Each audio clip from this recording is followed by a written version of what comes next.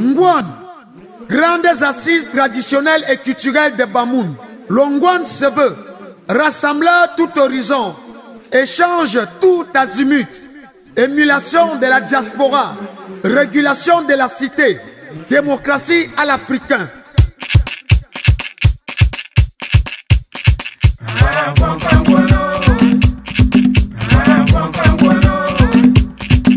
Mesdames et messieurs, nous sommes ravis de vous savoir nombreux à l'écoute de la radio communautaire du nous émettons depuis la ville de Foumban. Dans le cadre de la campagne d'information et surtout de sensibilisation sur le processus d'inscription du Ngwan sur la liste représentative du patrimoine culturel immatériel de l'humanité, nous voulons vous entretenir sur cette question qui est d'actualité dans notre département et même dans notre pays. Le Ngwan est candidat à cette procédure d'inscription au patrimoine culturel immatériel de l'humanité. Pour en parler et faire le contour de cette question, avec tout ce que cela comporte, nous recevons dans ce studio Monsieur Bachirou Njoya. Il est secrétaire général de la Fondation Princesse Momanfon Rabiatou Njoya, qui pilote ce projet aux côtés du gouvernement et du sultan roi des Bamoun. Monsieur Bachirou, bonjour et bienvenue dans ce studio.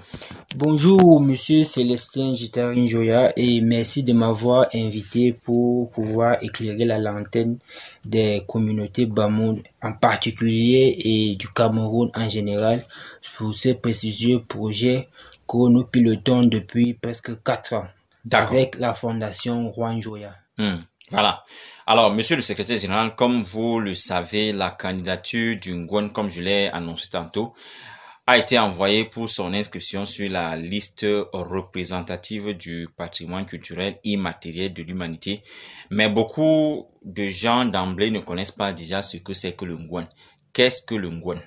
Alors, le Ngwan, c'est un ensemble de rituels autour du pouvoir sacré du fond, c'est-à-dire le monarque Bamoun. Le Ngwan constitue un forum de démocratie par excellence qui regroupe autour d'une même table des filles et des fils de la communauté Bamoun pour réfléchir et apporter des solutions aux problèmes liés à leur existence. En définitive, le Ngwan désigne les grandes journées culturelles, traditionnelles et économiques du peuple Bamoun. Alors, bon, voilà pour ce qui est du Ngwan. Pour ceux qui ne le savaient pas, mesdames et messieurs, toujours le Ngwan, monsieur le secrétaire général, c'est, comme vous l'avez dit, c'est un festival de l'ouest du Cameroun qui va fêter sa 548e édition. Alors, quelle longévité et quel symbole du vivre ensemble par rapport à ce Ngwan? Oui, monsieur Célestin, d'emblée, avant d'en parler de la longévité du Ngwan, je vais faire un feedback par rapport à une cérémonie qui s'est tenue récemment par rapport au report de la 548e édition du Ngwan. Le sultan Ibayi Bombon Njoya, roi de Bamoun, a tenu à reporter la prochaine édition du Ngwan qui devait avoir lieu cette année entre le mois de novembre-décembre 2020 à cause de la pandémie sanitaire liée au Covid-19 qui a secoué la planète. Mais toutefois, la prochaine édition sera programmée par le sultan roi de Bamoun à une date qui sera rendue publique, bien évidemment. Parlant de la longévité du Ngwan, il faut aller à la source. Le Ngwan tire son origine à partir du XIVe siècle sous le règne du fondateur Tcharien. En raison de sa flexibilité, Tcharien, devenu roi sur une terre qui ne l'a pas vu naître, opte pour l'adoption des éléments de culture des peuples autochtones soumis pour arriver à maintenir la paix dans son royaume. Tcharien met sur pied une société d'initiés appelée le Ngwan, au sein de laquelle il intègre de nombreux fondateurs, à savoir les roitelets soumis par Tcharien, éloignés de leur terre, à leur défaite et ne disposant désormais d'aucun pouvoir. cette réhabilitation partielle à l'occasion du Ngouan renforce les attachements à la couronne. Et bien évidemment, le Ngouan, au sein de laquelle il intègre de nombreux fondateurs. La responsabilité de cette société d'initier, mais de communiquer, elle permet de communiquer avec le peuple profond, recenser des frustrations, sonder la colère et recueillir les doléances pour une restitution publique à l'occasion de laquelle le roi met le trône en vacances pour permettre le jugement de son règne. Car autrement, toute critique à l'endroit du roi aurait été passible de pendaison si ce n'est dans le cadre d'un rassemblement destiné à cet effet et voulu par le monarque. Le Ngouan n'est pas un diktat du peuple Bamoun, mais une volonté manifeste de son roi. Il a été conçu par le roi dans sa sagesse politique pour promouvoir une communication vraie et directe entre le centre et la périphérie au service de la cohésion sociale et du vivre ensemble dont vous parlez tantôt. Alors, je le disais tantôt que le Ngouan est lancé pour sa procédure d'inscription au patrimoine culturel immatériel de l'humanité. À quel niveau se trouve ce dossier à l'heure où nous parlons? Le dossier, c'est à quel niveau, si on peut dire ça trivialement comme ça? Oui, monsieur Célestin, le dossier d'inscription du Ngouan pas vraiment de très loin. J'allais d'abord signifier qu'il existe une différence fondamentale entre le dossier d'inscription du Ngouan sur la liste représentative et le Ngouan proprement dit, parce que beaucoup de gens font un peu de l'amalgame. Ce dossier, c'est un dossier purement scientifique et technique. Le dossier d'inscription. Oui, le dossier d'inscription, bien évidemment. Et qui a été initié depuis, il y a de cela 5 ans, par la fondation Prince Maman Fara Bieton Joya. Et depuis 2017, le Ngouan a été inscrit dans la liste du patrimoine national après un inventaire réalisé par le ministère des Arts et de la Culture.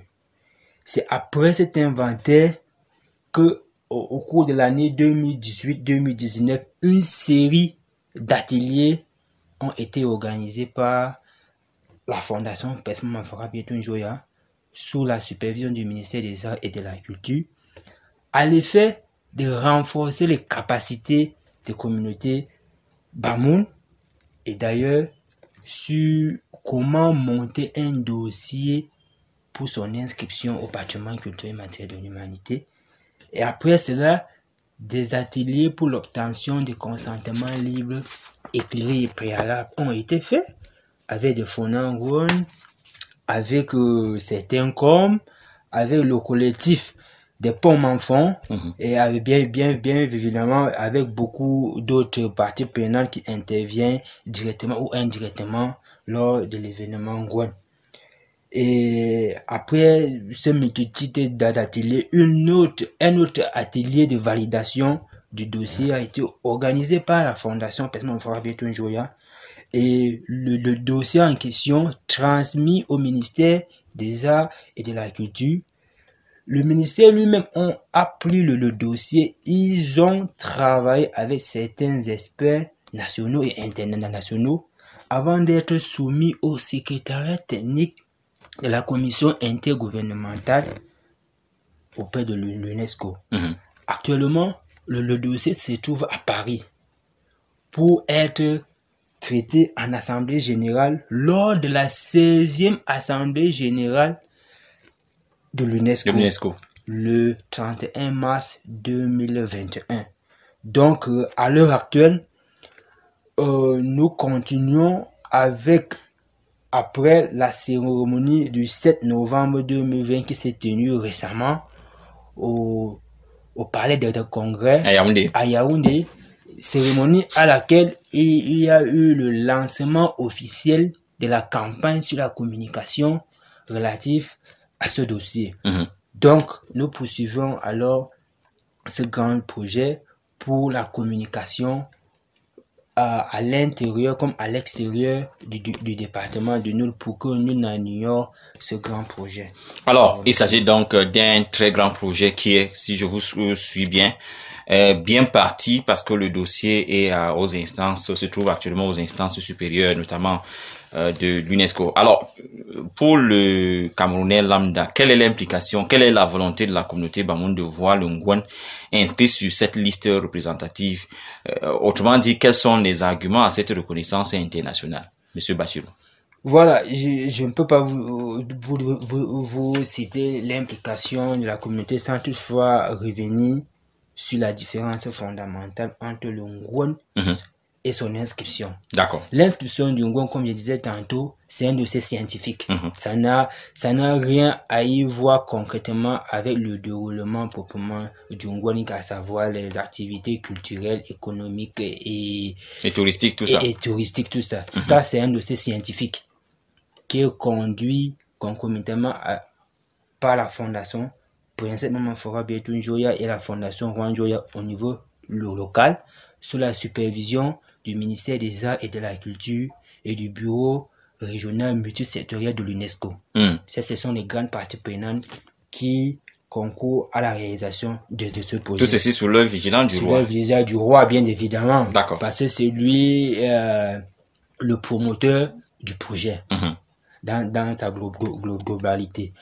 Maintenant, en termes d'implication, nous disons l'implication et la participation des communautés Bamoun de voir inscrit le Ngouan sur cette liste a été remarquable à travers des réunions de concertation au sein des différents groupes sociaux d'une part, et d'autre part, à travers des déclarations témoignant de l'importance de l'inscription du Ngouan, à l'exemple d'une multitude de consentements libres, préalables et éclairés, dont je disais tantôt. L'avantage du pays Bamoun, Monsieur Célestin, est que tous les Bamoun parlent la même langue, le Memika, dont vous connaissez. Il s'ensuit que l'inscription du Ngouan à travers cette langue sera un vecteur de dialogue entre les communautés, qu'il s'agisse de l'intérieur ou de la diaspora. Il existe déjà depuis 1998 un comité d'organisation du Ngouan avec des responsables nommés par le roi, lesquels opèrent à chaque édition pour la consolidation de ce festival et pour la circulation de toute information y afférente. L'inscription de l'élément Ngouan confortera toutes ces communautés, groupes et individus dans leur position. L'inscription du Ngouan permettra d'ajouter à la liste représentative une tradition ouverte au dialogue entre les individus et entre les générations, notamment grâce à sa démocratie à l'africaine. Le Ngouan est par définition un lieu de dialogue et d'échange d'idées qui permet à chaque citoyen de s'exprimer de les différentes conférences, débats qui sont organisés à chaque édition à la Fondation Prince Maman Fora Bietoun Joya. Avec l'inscription du Ngouan sur la liste représentative du patrimoine culturel de l'humanité, le risque de disparition s'annule de lui-même, parce que quel que soit le monarque qui succédera à un charien, le Ngouan se fera toujours, car l'UNESCO veillera à la conservation du patrimoine nécessaire à la réalisation de ce festival. L'UNESCO veillera à la préservation des cérémonies contre toute désacralisation qui tendrait vers la modernisation des choses et des actes. L'UNESCO veillera à l'apprentissage des rites aux jeunes pour éviter l'appauvrissement des répertoires oraux et musicaux. L'UNESCO veillera aussi à une meilleure conservation des supports matériels du Ngouan, ses objets, ses attributs, ses costumes et manuscrits qui ne doivent être vendus sous aucun prétexte. L'UNESCO veillera à l'ouverture, à la préservation et à l'enrichissement de ce que le peuple Bamoun a de plus précieux à offrir à l'humanité, à savoir l'écriture du Rwan Joya. L'UNESCO veillera ensuite à la formation du personnel chargé de la conservation des objets et archives du palais. N'en parlons plus du développement d'un tourisme responsable qui, de ce fait, fera de Fumban une destination touristique fiable avec des projets de développement que cela comporte, à savoir la construction des écoles, la construction des routes, la construction des hôpitaux, des centres de loisirs, et bien d'autres éléments. Donc vous comprenez là que le projet d'inscription du Ngouan, c'est un projet, je dirais même structurant, qui va apporter beaucoup de choses pour le département du Nord et le Cameroun en général. D'accord. Alors l'avantage, vous l'avez dit, que le peuple Bamoun parle le Chupamom, dont on dit trivialement Mamika.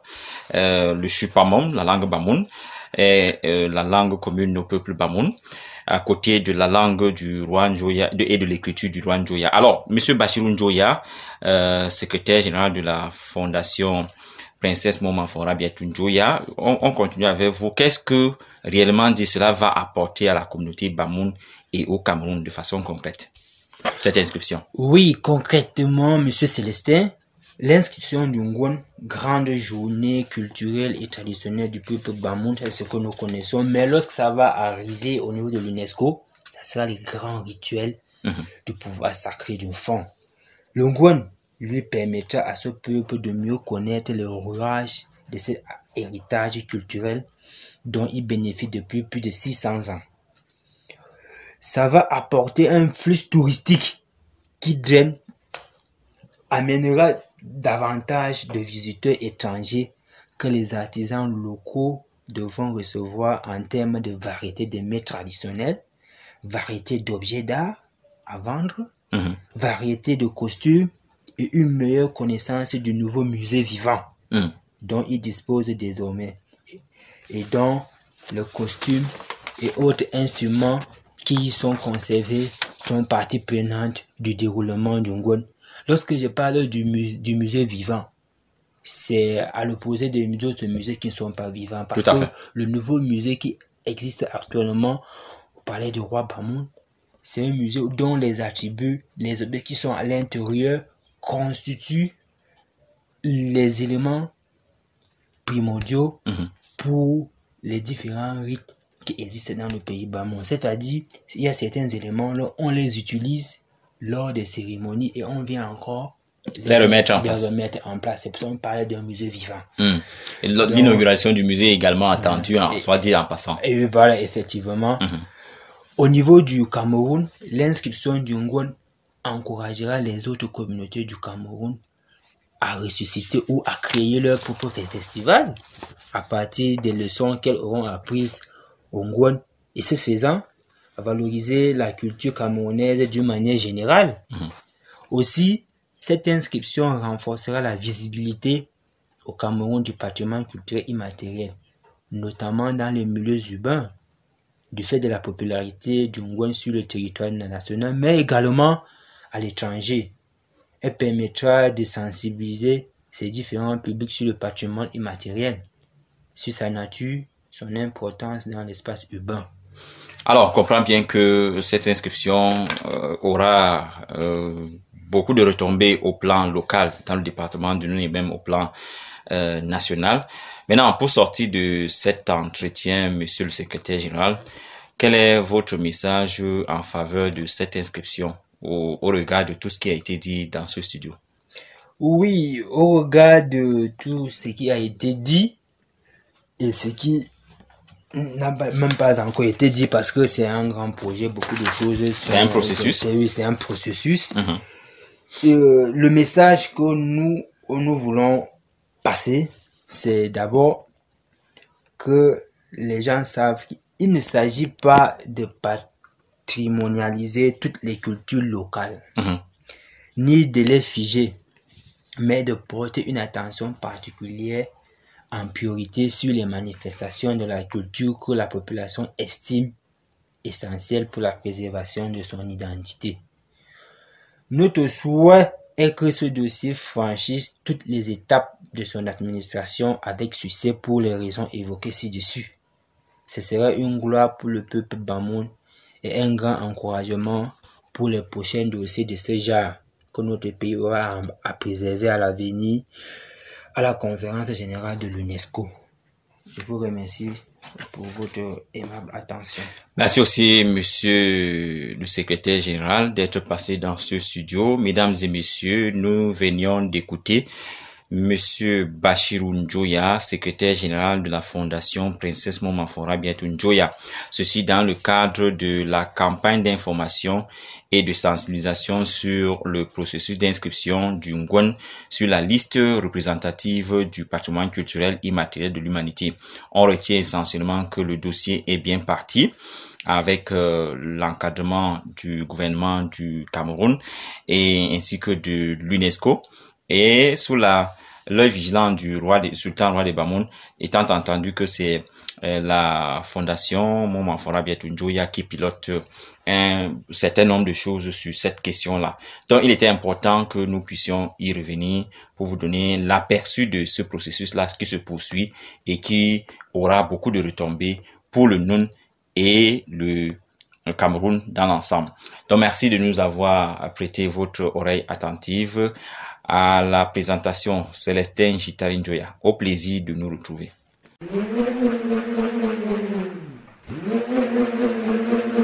Ngwan, grandes assises traditionnelles et culturelles de Bamoun.